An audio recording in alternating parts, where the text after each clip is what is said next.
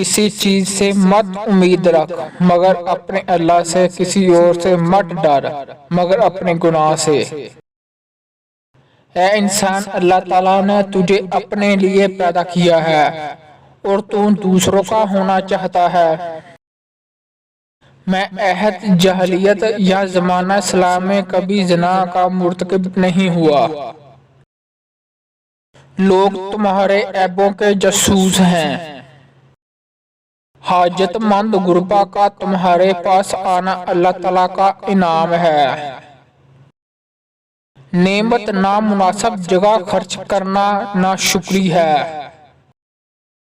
میں کبھی گانے بجانے میں شریک نہیں ہوا۔ تعجب ہے اس شخص پر جو موت کو حق مانتا ہے اور پھر ہنستا ہے۔ عہد جاہلیت اور زمانہ اسلام میں نے کبھی چوری نہیں کی۔ ہر وہ کام دنیا ہے جس سے آخرت مقصود نہ ہو۔ حقیر سے حقیر پیشہ ہاتھ پھیلانے سے بدرجہ بہتر ہے۔ میں اسلام قبول کرنے والا چوتھا شخص ہوں۔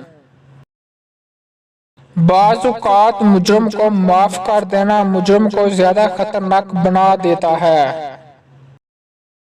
نبی کریم صلی اللہ علیہ وسلم سے بیعت کرنے کے بعد میں نے اپنا سیدھا ہاتھ کبھی اپنی شرمگاہ کو نہیں لگایا۔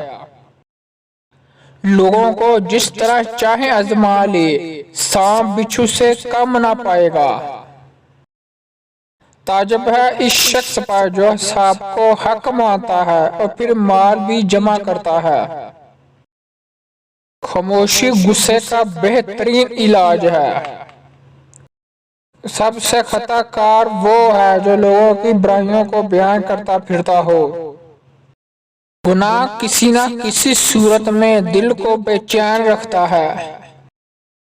اپنا بوجھ دوسروں پر مت ڈالو، خواہ کم ہو یا زیادہ۔ زیادہ کھانا بھی ایک بیماری ہے۔ زبان درست ہو جائے تو دل بھی درست ہو جاتا ہے۔